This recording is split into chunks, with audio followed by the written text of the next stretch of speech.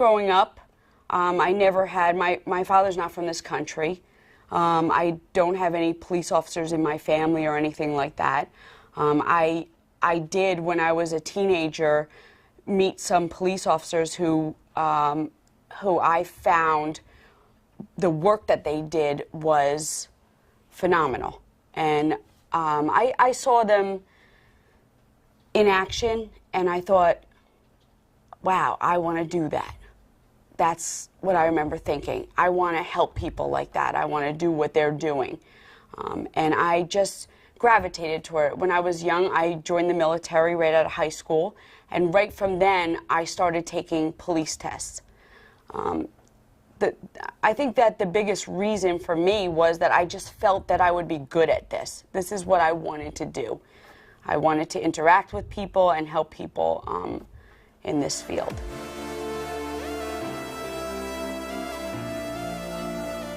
I can't say after 20 years of law enforcement that I have like one specific day that's fantastic or one specific day that was terrible, because usually your best days start off as the worst days because they're during like a terrible incident that when you react to them and you respond to them as a team, as your police department or whatever squad you're in or department you're working with, whenever you respond, at the end of that, the outcome can be the best day. So it goes from the worst day can turn into the best day of your career.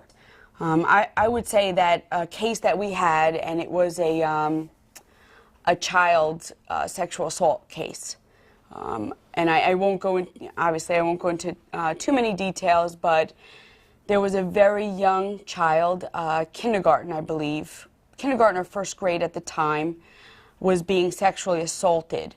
And you know, when we first discovered that this was happening, it happened all on the same day. We went on a simple call of a child that the parent had went to pick up at the school and was not there. And it was like I said, a kindergartner. So we went on just a missing persons case, and we had discovered through looking for this child that the child was being brutally sexually assaulted and molested. By the end of that day, we had made an arrest, which beyond satisfying. And we knew that we had helped this child and that this would never happen by this person again. This person would never not only get to that child, but would never get to do this harm to anyone. So one of the best feelings, then enter the prosecutor and court, and that person was sentenced to 43 years. When they say those numbers in court, and you know 43 years, I can't even tell you the feeling that you get. So that was one of the best moments.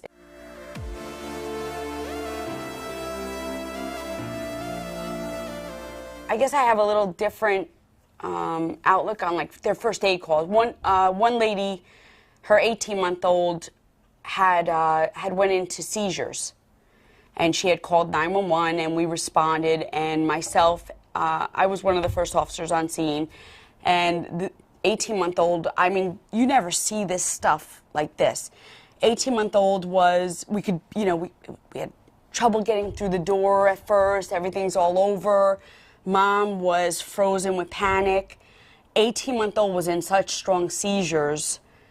It was definitely scary. It's not something that you see all the time when a big child's, convulsing and doing that. We were able to, we cooled the baby down. The first aid arrived. The child made it. We didn't know if this baby was gonna live or die, and it took a while because you're waiting and. When you have a child like this and you're trying to cool the baby down, get their body temperature down, but not too cold, and you're going back to your training and you're staying calm, and in the meantime you're trying to keep the family kind of off your back because they're panicking, they're upset, they don't know if you're doing the right things. You're trying to just let them know that, hey, look, we're trained for this. It's, We are going to do everything we can.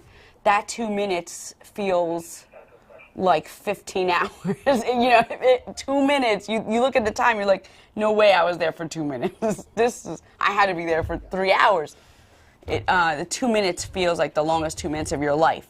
So once that child gets in the rig or the first aid, and they get transferred to the hospital, and you get that phone call, because you're waiting now, to see what happens, and you get the phone call, baby's fine. No, there's not going to be any long-term damage, and this child is going to be fine. Everybody in here is like, yeah, and you don't see that because we're in here and we're kind of behind the scenes still. We got to go to another call sometimes. We're still going, but we really feel great. But I don't feel like I saved someone's life. I just feel like all of our training helped and paid off, and we were able to help.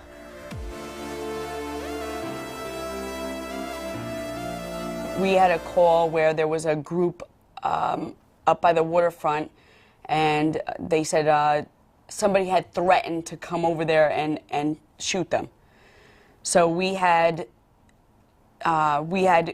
just got in the area.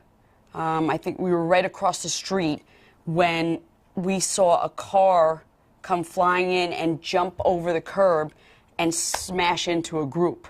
It hit the group of people standing there.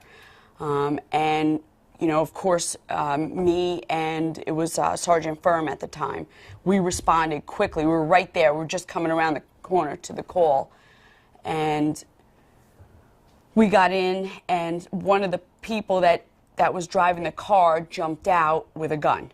And we engaged in a physical altercation. I know I engaged in a physical altercation right away because one of the guys was punching another person there, and I hear everybody screaming, gun, gun, gun, and you turn around, and there's someone out of the car with a gun, and he had it for a split second, and instead of pulling the trigger, he decided to throw it underneath another car nearby and run from us. But he definitely, for that split second, and there was just nothing that we could have done at that point different. It was, it's in a crowd. He let a pit bull loose, came out of the car. You have chaos going on. Sometimes you have a small amount of officers working. So it's not like we have a tactical squad and, right there. So that moment was definitely scary. It was scary.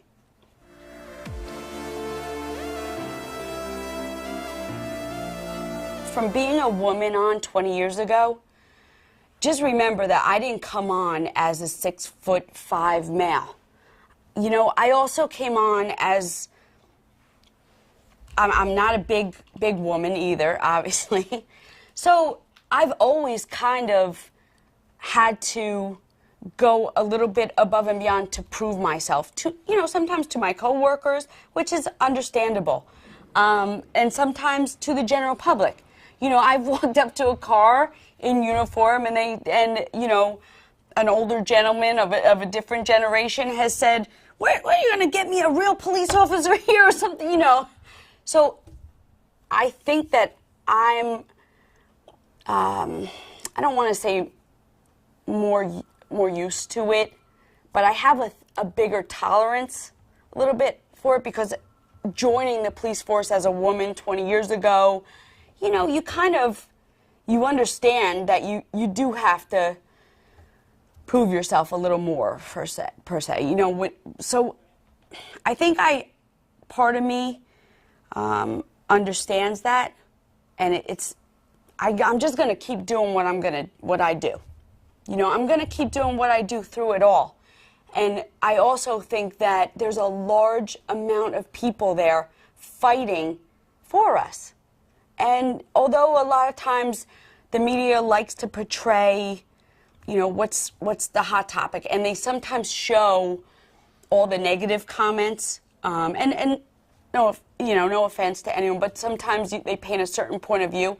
I still see a large amount of people that are fighting, and they love the police, and they still do respect us. And even some people that maybe don't show it, when you're there in their house and you're one-on-one, they do respect you and love you, and they understand what you do.